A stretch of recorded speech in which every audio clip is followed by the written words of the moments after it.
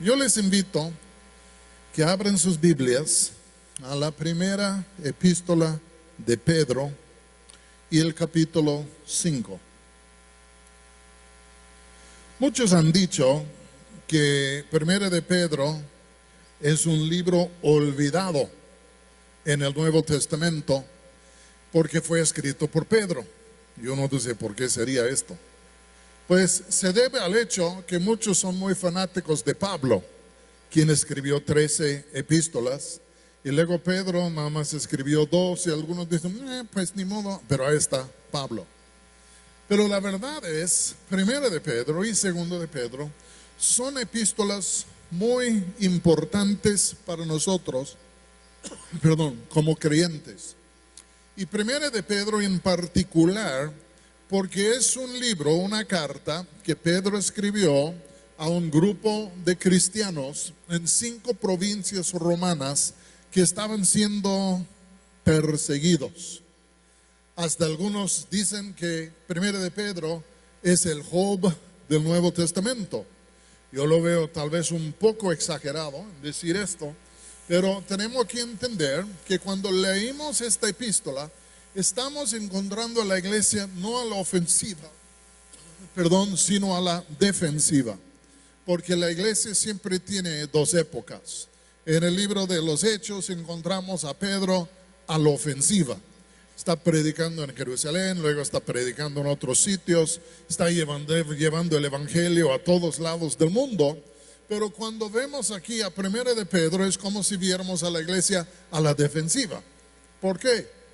Porque cuando la iglesia se levanta y comienza a marchar y comienza a predicar el evangelio y Dios comienza a bendecir los esfuerzos de la iglesia, el otro se levanta. ¿Saben quién es el otro? Es el diablo mismo. Y él se levanta en sí tratando de frenar el avance y los avances que Cristo está haciendo mediante su iglesia. Y por eso la vida cristiana y también la vida de la iglesia siempre es este estire, este jalón entre por adelante y luego defendernos, y luego por delante y luego por defendernos. Es como cuando peleas con tu mujer, ¿no? Quería ver si están despiertos. Y entonces encontramos en esta carta a Pedro en Roma enviando una epístola, una carta a los creyentes en 5 provincias, en Ponto, Galacia, Capadocia, Asia, Bitinia, y les está enviando una epístola con la finalidad de fortalecerles en medio de persecuciones y sufrimientos. Lo primero que él les dice, y luego voy a llegar al texto que quiero, pero lo primero que él les dice es esto: en medio de las aflicciones y tormentas, hostilidades, no se olvidan quiénes son. Son los elegidos expatriados de Dios. Yo creo muchas veces cuando estamos en situaciones difíciles, muchas veces tenemos la tendencia de lo que voy a llamar de olvidarnos de quiénes somos, de perder nuestra identificación con el Señor y de sentirnos desprendidos y en sí a la deriva de lo que viene. Y entonces en el primer lugar él dice, no se olviden quiénes son. En el segundo lugar les dice esto, no con estas palabras, pero así es como yo le calculo. Primero dice, no se olviden quiénes son. Son los elegidos expatriados de Dios. Escogidos, dice, apartados, santificados, en sí, rociados con la sangre de Cristo. Pero luego él dice, tampoco vayan a olvidar o tampoco se olviden de qué ha hecho Dios por ustedes. Y empieza diciendo, bendito sea el Dios y Padre de Jesucristo, quien por medio de su misericordia nos ha hecho renacer a una esperanza viva. Y con esto está diciendo, no se olviden quiénes son, ni tampoco se vayan a olvidar de lo que Dios ha hecho para vosotros, la salvación que les ha dado. ¿Por qué? Porque cuando vienen las aflicciones y las dificultades, muchas veces Satanás nos trata de hacernos sentir como si no fuéramos los hijos de Dios, o que nos olvidamos de Dios, o que Dios se ha olvidado de nosotros. Y también nos trata de borrar el cassette en cuanto a la gran salvación que nosotros tenemos. Después de esto, llega más al tema. Porque está diciendo, bueno, están sufriendo persecuciones. Están hablando mal de ustedes. Están inventando historias falsas en cuanto a ustedes. Les están acusando de muchas cosas. Y dice, debido a esto, hay que mantener buena vuestra conducta entre los gentiles. O en otras palabras, no intentan refutar sus mentiras con sus propias palabras, sino hay que vivir una vida tan constante, tan recta, que no es tanto de refutar palabras con palabras, sino de refutar mentiras con hechos. Porque una vida de buena conducta, de buena manera de vivir, vengan y digan lo que quieren decir, pero al levantar el tapete, de pronto miramos la conducta, el patrón de vida de uno, y al fin de cuentas, ¿y qué ondas? Me acusan de esto, me acusan de tal. Pero mira, aquí está el registro de cómo yo he vivido. Y él dice esto en 12:11-12. Hay que mantener buena vuestra manera de vivir entre los gentiles, dice. Ahora escuchen lo que voy a decir. Algunos andan mal y de pronto alguien levanta el tapete y dice, pues qué ondas, y en este momento se corrigen. El chiste es de vivir de tal manera, si me voy a explicar bien, que aunque levanten el tapete no haya nada. Algunos se van a acordar de un hombre que se llamaba Mardoqueo en el libro de Esther. Ya le comenzaron a acusar de algunas cosas y una noche el rey no podía dormir. Dijo, tráiganme las crónicas de los reyes de Persia. Y de pronto estaba leyendo y sus ojos cayeron sobre una entrada allá de un judío que se llama Mardoqueo, que en sí salvó la vida del rey de algunos que lo quisieron asesinar. Y ni siquiera se había publicado esto en el reino de Persia. Pero en un momento inesperado, cuando Amán estaba por encima de Mardoqueo, queriendo acusarle, queriendo muchas cosas, en vez de refutar sus palabras con sus propias palabras, hasta Dios lo hizo. Porque Dios encaminó al rey a leer el libro de las crónicas de los reyes de Persia y de pronto dijo, ¿este quién es? Este que me salvó la vida, aquel que intervino, ¿quién es? ¿Y qué fue hecho para él? ¿Qué galardón le dieron? Ay, pues, y ya, me estoy explicando bien. En el cuarto lugar, él les dice, mira, hay que mantener buena vuestra conducta. Pero en el cuarto lugar dice esto, no se sorprendan por la prueba de fuego que viene sobre vosotros. Si tú has imaginado que al convertirte a Cristo, ibas a vivir una vida llena de pura paz y tranquilidad y felicidad, como si hubieras entrado en el paraíso ya, estás equivocado. Porque Jesús mismo dijo, que tú y yo tendríamos, ¿qué? Aflicción en este mundo. ¿Qué quiere decir esto? Que tal como los judíos, tal como los profetas, tal como Jesús, tal como los apóstoles, cuando entraron en los propósitos de Dios, sufrieron la oposición del mundo en su contra. Ya llegaron a ser como los enemigos públicos número 1, aunque nunca habían hecho nada. Al fin de cuentas, cuando tú y yo venimos a Cristo, sí encontramos el príncipe de paz. Pero no quiere decir que el mar agitado de nuestra vida se va a calmar en un momento y vamos a entrar en una bonanza de paz. La paz está dentro de nosotros, pero por fuera pueden haber muchas aflicciones. Y entonces tenemos que entender esto, porque algunos dicen, ay, si llego a Cristo me dijeron que no iba a tener más problemas y pues, ¿por qué no entrar si va a ser así? Yo descubrí algo. Cuando me convertí, algunos problemas se apagaron. Pero nacieron todo otro juego de problemas por ser cristiano. ¿Me estoy explicando bien?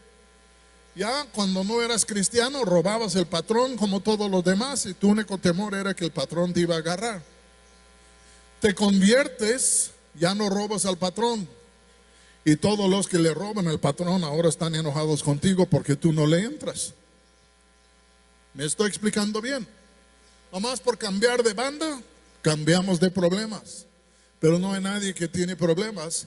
Pero lo bueno es que Jesús también sufrió las cosas que tú y yo sufrimos por servirle a Dios, y Él venció. Pero Él dice, mira, no se vayan a sorprender.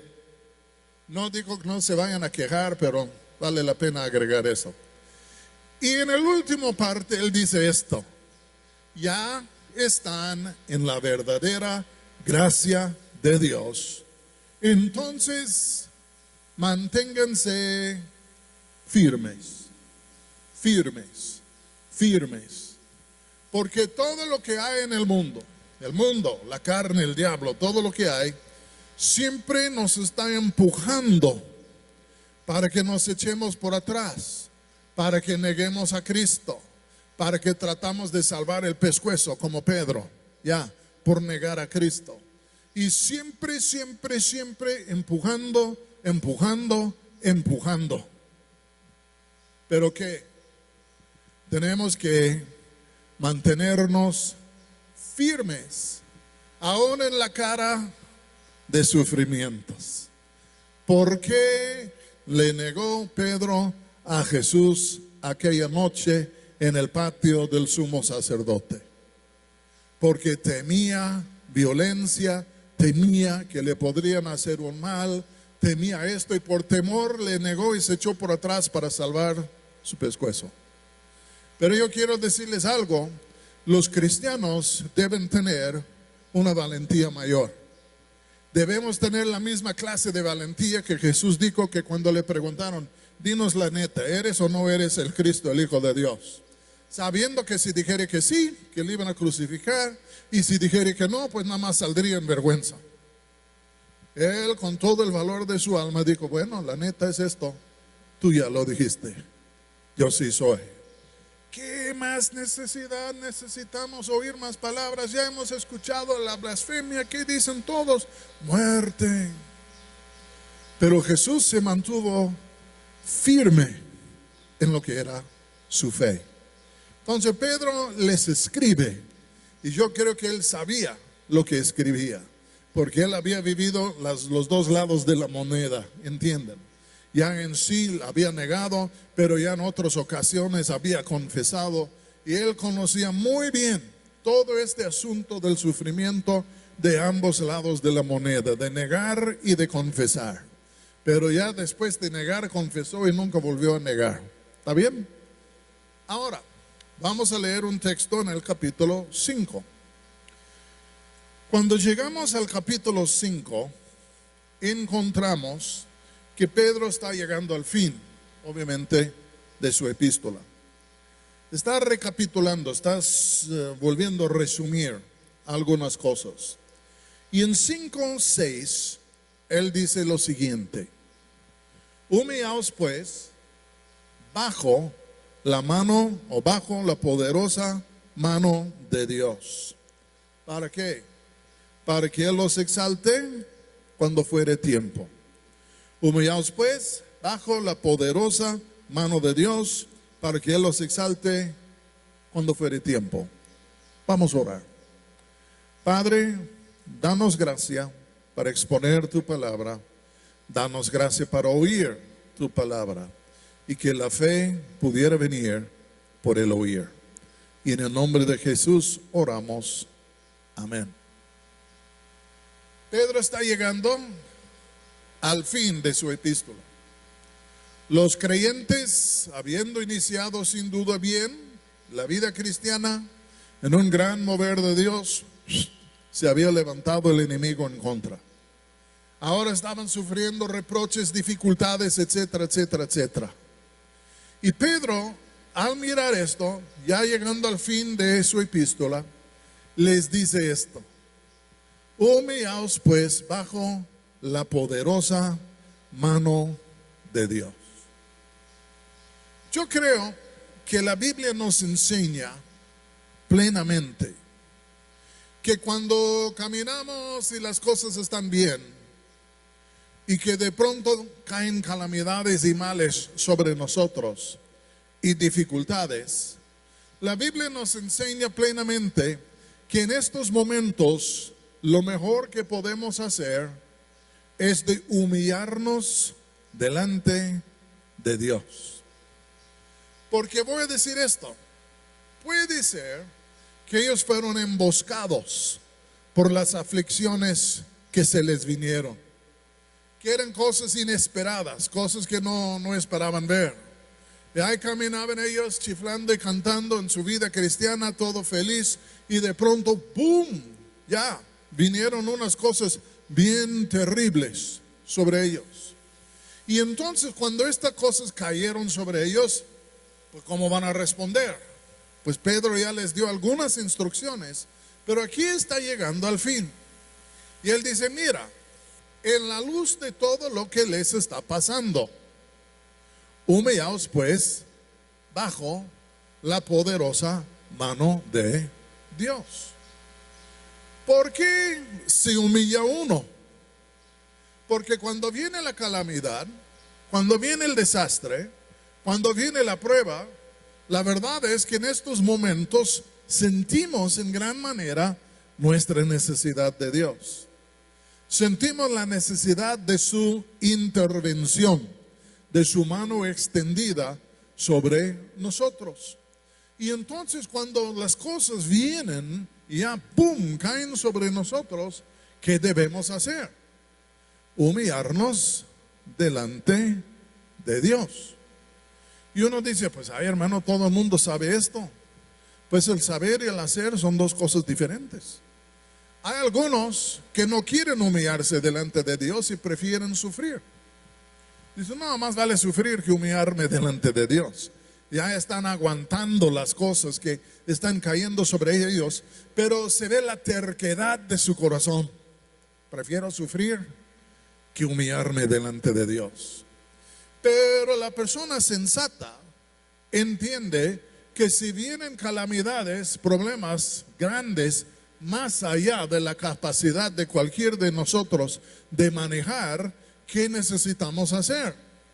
Pues en estos momentos sentimos nuestra necesidad de la ayuda de Dios y entonces nos humillamos delante de Dios en esperas de que Él nos puede levantar o exaltar cuando fuere tiempo. Es lo que dice aquí.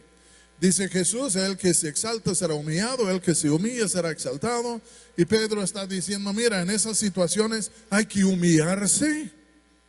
Y cuando se humillen en el momento indicado, Dios los va a levantar, Dios los va a exaltar, Dios les va a rescatar. Pero voy a decir esto como se ha dicho muchas veces: el camino para arriba siempre es para abajo. No sé si captaron lo que estoy diciendo. Pero el camino para llegar arriba siempre es por abajo. Y él dice a ellos: hay que humillarse en cuanto a todas estas persecuciones, en cuanto a todas estas dificultades.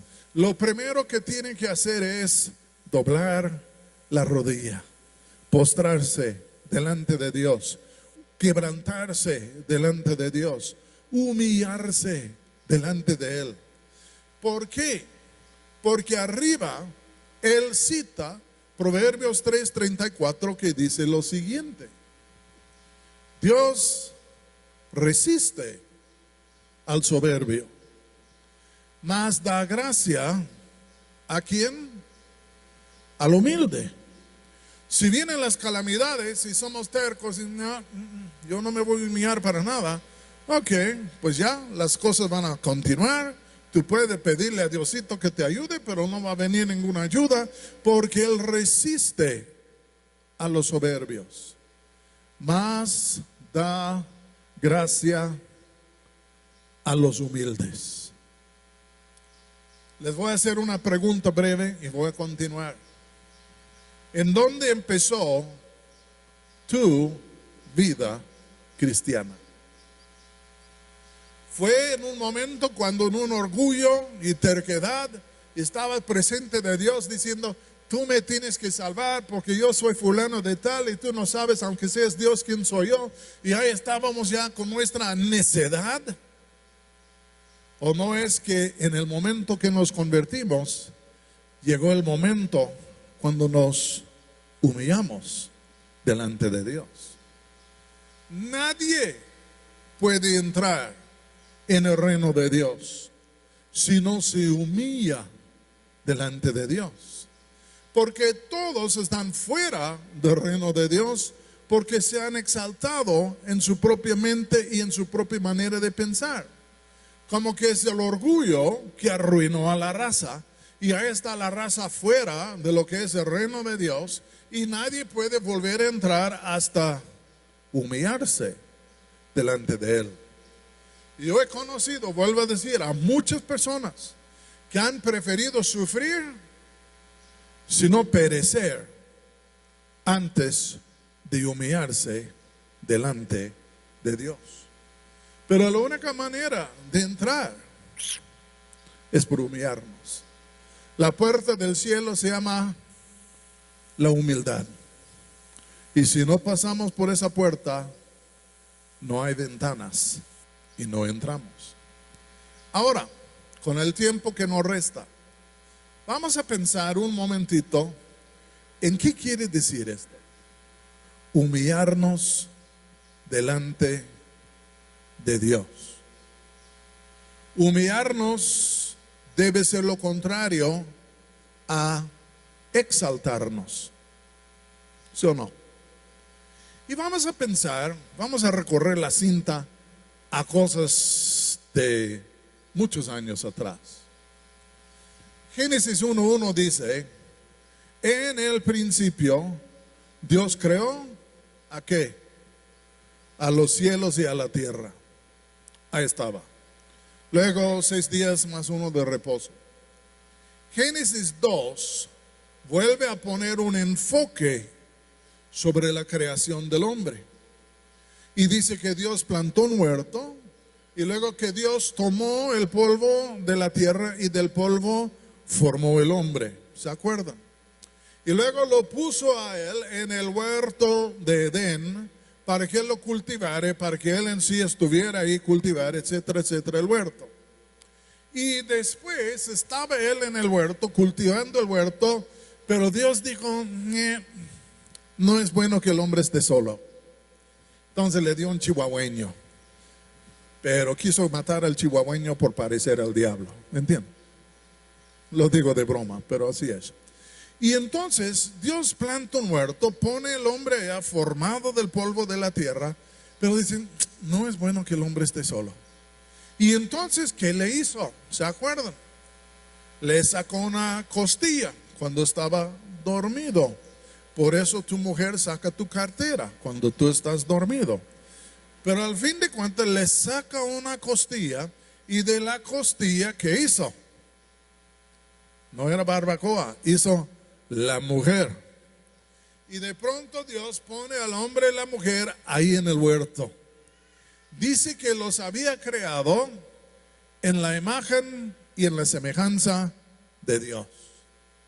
Dios era el gran creador y ellos eran criaturas. Pero previo a esto, o tal vez simultáneo con esto, nadie sabe la fechita, pero en lugares celestiales hubo un atentado de golpe de estado. Porque en el cielo había un arcángel, un querubín, quién sabe qué era, pero que se llamaba Lucero, Lucifer. ¿Se acuerdan de él? Y él tenía a su cargo, el cargo de dar gloria a Dios, de siempre estar cubriendo el trono de Dios con gloria, con música, de estar exaltando al Señor. Y no sabemos ni cómo ni cuándo, Pero un día parece ser que le entró en el corazón, aunque tal vez no tuviera corazón, entró en el corazón de este ser un deseo que decía, pues a mí también me gustaría ser un Dios. Y entonces se envaneció en su mente y de pronto comenzó a pensar que él también era un Dios. Se independizó de Dios, se hizo el contrincante de Dios y armó una revolución celestial en donde él, Lucifer, al que llamamos el diablo, trató de destronar a Dios, trató de tumbar el trono de Dios para que él pudiera ser el gran Dios. Pero la Biblia dice que el que está sentado en los cielos se reirá. La Biblia dice que el trono de Dios es firmemente establecido. Y cuando ese ser se rebeló en contra de Dios, en vez de que Dios temblara nada más por fuera, porque Dios es eterno, Él es el todopoderoso, Él es el creador, y este rebelde en verdad no le era en ninguna manera una amenaza, pero ¡pum!, por fuera. Y creen, ¿saben ustedes en dónde cayó? Del cielo, ¡pum! Parece ser que cayó junto al huerto de Edén, sino cayó en el huerto de Edén. Y aquí encontramos este ser ya maligno, imaginando que es un Dios, y se acerca a Adán y a Eva. Yo no sé en dónde estaba Adán, pero ahí estaba Eva. Y se acerca a Eva y comienza a dialogar con ella. Y comienza a hablar con ella como si él estuviera confundido en cuanto a algún punto. Y el punto era esto. Él dice, oye, a ver, explícame algo. Estoy confundido. ¿Es verdad que Dios no les ha dado permiso de comer de todos los árboles del huerto? Como que yo entiendo que no quiere que coman de ningún árbol. ¡Qué gacho! Aquí están miles de árboles y no quiere que coman ni siquiera de uno solo.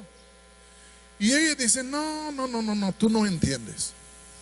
No es que no quiere que comamos de los árboles del huerto, simplemente hay uno que está en medio del huerto, el árbol del conocimiento del bien y del mal.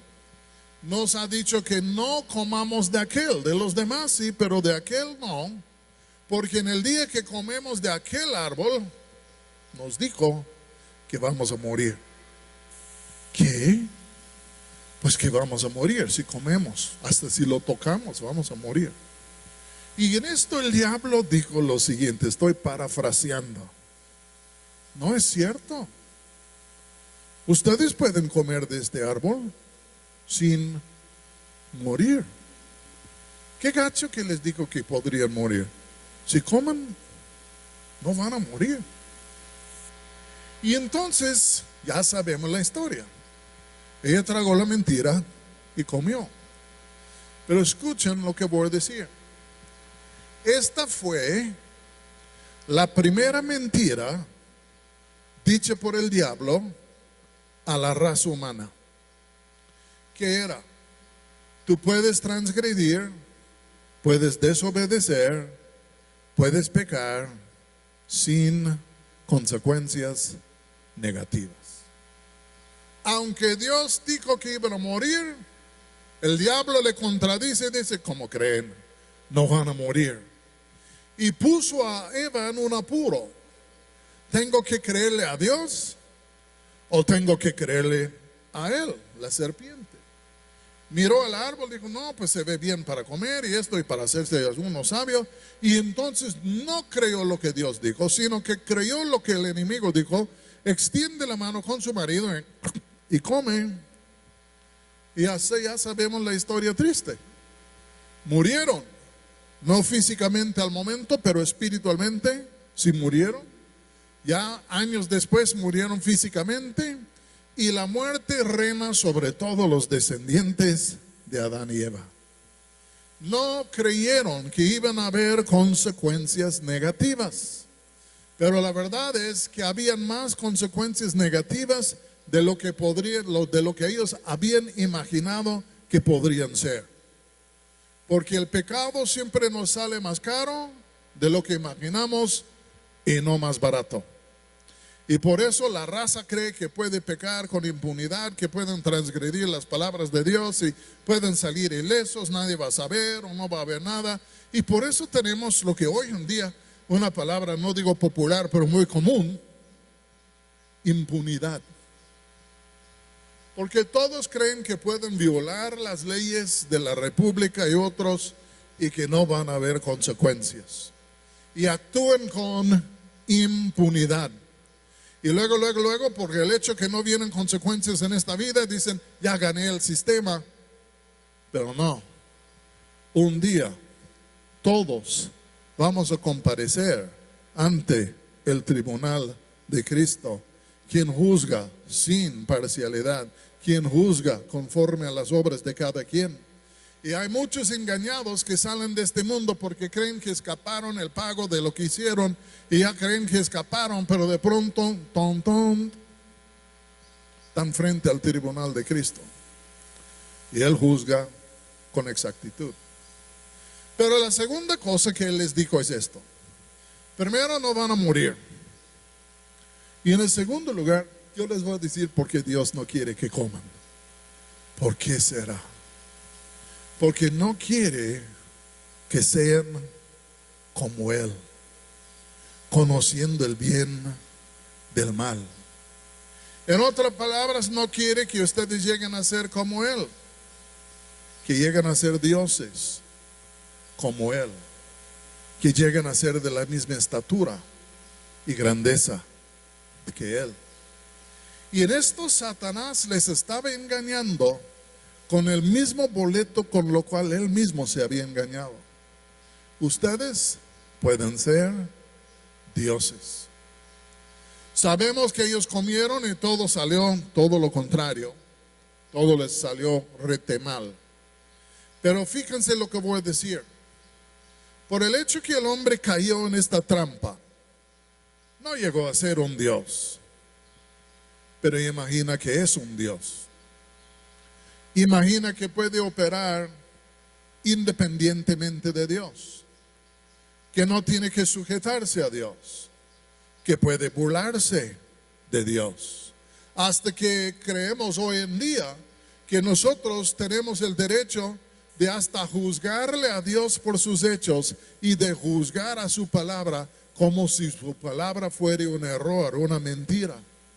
Y encontramos hoy en día a una raza humana levantada en contra de Dios, queriendo juzgarle de malhechor y hasta queriendo sacarle de su creación. Vuelvo a decir, el que está sentado en los cielos se reirá, su trono es firmemente establecido. Pero esa actitud nos afecta a todos, porque aquel día el diablo se exaltó y aquel día Adán y Eva también se exaltaron. ¿Cómo? Se independizaron de Dios. Ya no le vamos a hacer caso. Nosotros vamos a tomar nuestras propias decisiones. Ya en sí vamos a adorarnos a nosotros mismos. Vamos a hacer nuestras propias leyes porque no nos gustan sus leyes. Y el hombre se independizó de Dios. Rehusó sujetarse a Él. Rompió el yugo en su propia manera de pensar. Yo no sé de ustedes, pero cuando yo era un joven, más joven que soy el día de hoy, yo imaginaba que habían 3 dioses en el universo. Dios de la Biblia, ok, Él es un Dios. Pero también el diablo es un Dios. Y hay uno más, tu servidor. Yo también soy un Dios. Porque nadie tiene el derecho de decirme cómo vivir mi vida. Nadie tiene el derecho de exigirme que yo me rinda a ellos o me someta a ellos. Yo soy un ser independiente y hasta que yo puedo crear mi propio mundo. Quiero decirles, todo ser humano que vive independientemente de Dios, levantado en contra de Dios, vive como si fuera su propio Dios. Y lamentablemente la Biblia dice esto. El que se exalta, ¿qué? Será humillado. Dios resiste al soberbio. ¿Cuál es el problema del mundo el día de hoy? No queremos reconocer a nuestro Creador, no queremos darle el lugar que Él amerita, queremos vivir independientemente de Él y ya no le queremos reconocer. Tú no tienes derecho de hablarme, quítate de aquí. Y el problema es esto, por el hecho que nos hemos exaltado, por el hecho que le hemos resistido, porque sí, ¿qué pasa? Él resiste a ¿quiénes? A los soberbios. Cuando miramos los azotes que están sobre la raza humana, los azotes que están sobre la República, los azotes sobre los Estados Unidos y otros países, realmente son los resultados de la declaración de independencia que hizo el hombre en el huerto de Edén, y todos nosotros hemos recibido este espíritu de nuestros antepasados. Pero ¿qué dijo Pedro a ellos? Están en calamidades y dificultades. Pues le voy a dar un tip. Humillaos pues bajo la poderosa mano de Dios. Porque el que vive en soberbio y vive independientemente de Dios, sin hacerle caso a Dios, está destinado a la destrucción. En otras palabras, no hay a dónde más puede irse, porque ha rechazado, se ha independizado del único Dios vivo y verdadero que hay, en quien vivimos, movemos y tenemos nuestro ser. Y cuando le rechazamos a Él y nos independizamos de Él, al fin de cuentas estamos desenchufándonos de la única fuente de vida y de autoridad que hay, y al fin de cuentas, tal vez es por eso que Jesús dijo que hay dos caminos: el camino ancho y el camino angosto. ¿Quiénes son los que van en el camino ancho? Todos los que están levantados en contra de Dios, viviendo independiente de Dios, que no quieran hacerle caso de Dios, que son de corazón terco. ¿Quiénes son los que entran en el camino angosto? Todos los que por fin dijeron: híjole, me estoy matando. Yo no soy un Dios, nunca voy a ser un Dios. Él es Dios. Yo necesito humillarme delante de Él para que al fin de cuentas Él me pueda levantar, porque estoy tirado por haberle negado a Él. Óiganme muy bien, toda la raza nace en rebelión en contra de Dios. Toda la raza nace en una postura de independencia de Dios. Toda la raza nace con una terquedad de corazón en donde rehúsa doblarse delante de Dios. Y debido a esto, todos los males que hay caen sobre nosotros. ¿Por qué? Porque Dios, mediante muchos azotes, está tratando de hacernos entrar en razón para que podamos humillarnos delante de Él. Y si nos humillamos delante de Él, alcanzamos su gracia. Pero si no nos humillamos, sigue la feria de maldad y tarde o temprano llegamos a la destrucción. La única manera que alguien puede entrar en el reino de Dios es por humillarse delante de Dios. Este requiere un reconocimiento de la verdad. Híjole, estas verdades que yo he negado y rechazado son ciertas. Ya tengo que dejar de mentir en contra de la verdad. Tengo que ya confesar la verdad. Lo que la Escritura dice es la verdad. Y tenemos que confesar la verdad. Y yo creo muchas veces esta confesión de la verdad trae un quebrantamiento a nuestro ser. Porque cuando reconocemos la verdad y vemos que hemos andado contrario a la verdad, de pronto decimos, híjole, lo he regado. Y trae un quebrantamiento a nuestro ser que nos debe llevar a un arrepentimiento. ¿Qué quiere decir arrepentirse? En el griego quiere decir cambiar la opinión. Yo vivo por allá, de pronto ahora me voy por acá. De cambiar mi opinión. Y cuando uno entiende la verdad y al fin de cuentas se quebranta y se arrepiente, uno dice, yo andaba mal, yo andaba en contra, ahora me detengo, voy a dar la vuelta, voy a andar a favor. Porque cuando uno cambia la mente, también se cambia la conducta. Y de pronto cuando entramos en esto de arrepentirnos, hasta que Dios nos perdona, nos tiene misericordia, perdona las cosas que hemos hecho. Y no solo nos perdona, sino que nos da un nuevo corazón en su gracia. Con la misericordia Dios perdona la deuda que teníamos. Y con la gracia Dios nos da algo inmerecido, pero nos da un nuevo corazón. Y de pronto hay un cambiazo en nosotros, pero todo esto se llama en sí, se abarca por la palabra humildad. Tenemos que humillarnos delante de Dios. Nunca hemos visto a nadie en la Biblia que se humillara delante de Dios y que su situación no cambió.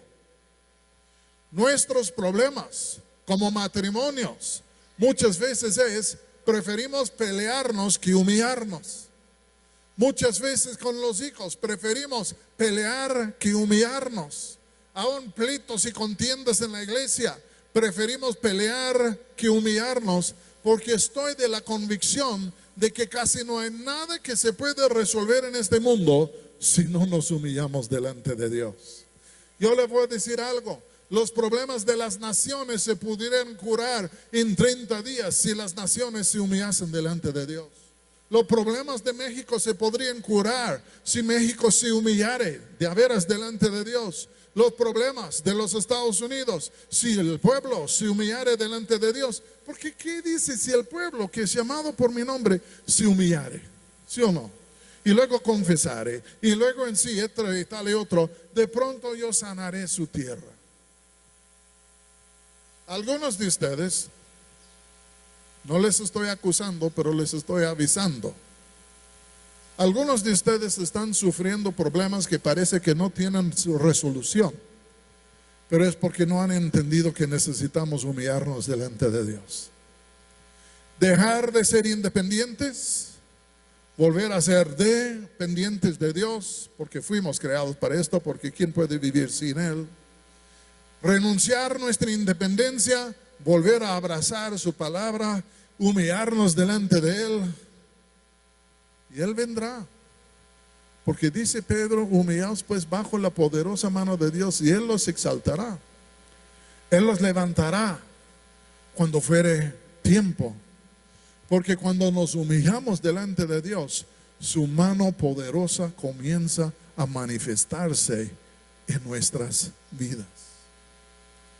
¿Me estoy explicando bien? Antes éramos de la otra banda. Antes éramos de los rebeldes. Antes éramos de los independientes. Antes éramos entre los sublevados. Pero en Cristo nos hemos cambiado.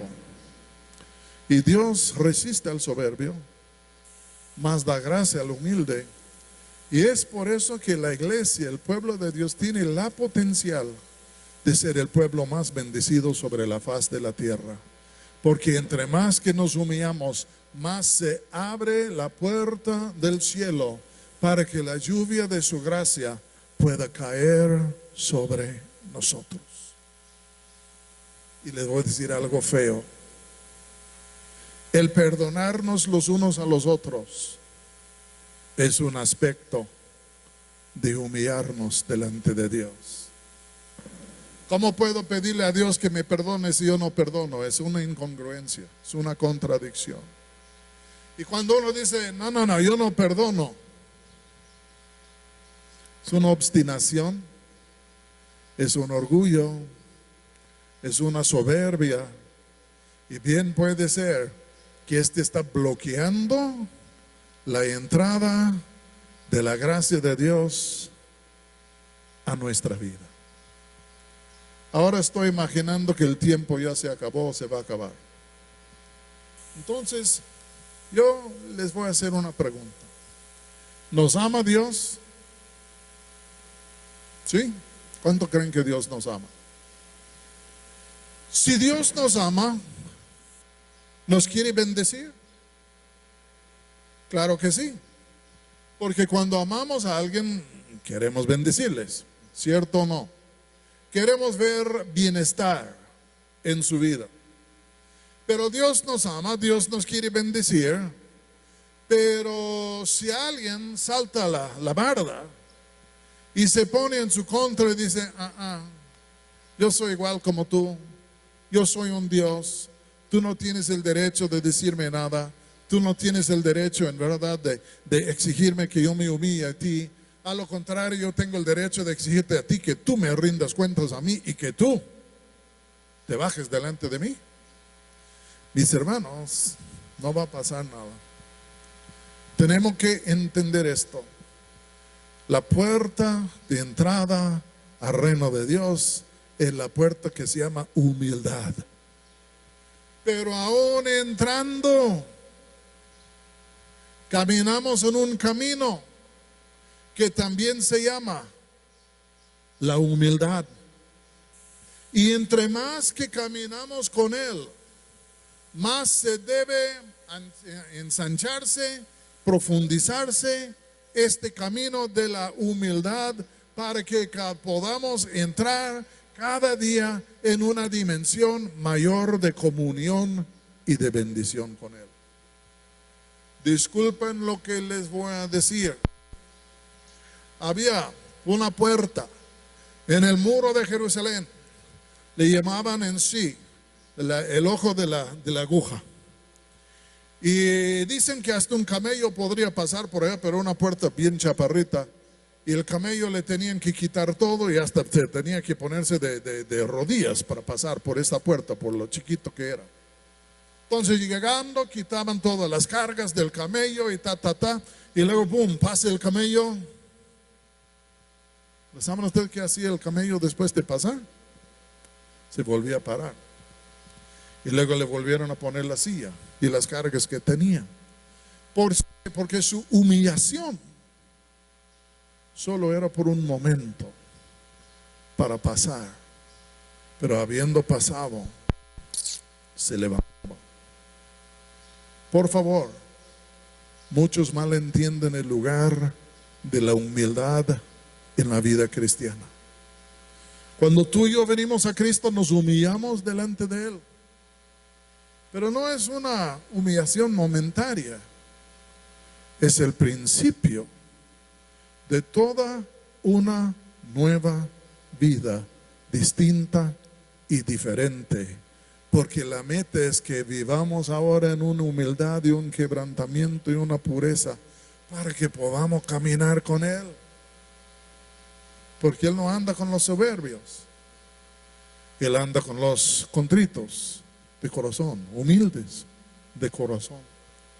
Y es por eso que algunos entran, luego se les sube el orgullo, se desconectan, se independizan y a rato, ¡zas!, una paliza de parte de Dios. Y ahí están, ¿y qué pasó con Diosito? No, es que te dio un golpe porque ibas lejos. Y al fin de cuentas, es tiempo de humillarnos de nuevo delante de Dios. Termino por última vez con esto. Hace muchísimos años, hace 40 años, Pati y yo llegamos aquí a la República Mexicana. Nos tocó la bendición de llegar a la ciudad de Lázaro Cárdenas, Michoacán, en donde vivimos por 4 años. Ustedes saben la belleza que es Lázaro Cárdenas. Y cuando vivimos allá, tú has de conocer, tú te riste, los demás como que, pero cuando vivimos allá, todos los lunes, si pudiéramos, íbamos a la playa, Playa Azul. Y entonces ahí estábamos y luego íbamos a Sihuá y otros lugares. Y yo me acuerdo una vez fuimos a la playa y yo entré al agua más o menos hasta acá porque hay mucha corriente y al rato ya te lleva. Y entonces ahí estaba, salí al mar y de pronto está Pati en la playa con los hijos y hola, y ahí está. Yo digo, ¿qué? Yo estoy saludándola, ahí está, haciéndome señas de algo. Y dije, híjole, ha de haber un tiburón hambriento por detrás. Y me volteé para ver en dónde estaba el tiburón y no vi ningún tiburón. Pero lo que vi era una ola, un tumbo de unos 3 metros que ya mero estaba por caer sobre mí. Y yo miraba el tumbo y yo decía, voy a correr, pero en esos momentos no puedes correr. Te quedas estacionado por en sí la succión de la corriente. Y dijo, este va a caer sobre mí y yo voy a salir como un baloncesto, bum, bum, bum, bum, bum, a la playa, a ver cómo me va. Y entonces dije, no me queda más, lo único que puedo hacer es esto. Ustedes saben lo que hice. Algunos. Eché un clavado al pie de la ola cuando llegó. Y ¡pum! Cayó la ola. Pero por el hecho que yo eché un clavado, no me arrastró, sino que ya salí a flote más alto que antes, porque el agua me levantó. Hay momentos que vemos venir la ola, el tumbo. Necesitamos humillarnos. Hay días que no vemos venir y es una emboscada, te planchan ahí al lado de la carretera con un tráiler. Pero ¿qué hacemos? Nos humillamos delante de Dios. Si estamos fuera del reino de Dios, ¿cómo vamos a entrar? Tocar a la puerta que se llama la humildad, pero humillarnos para que podamos entrar. Porque la vida está en la humildad. La muerte está en la soberbia.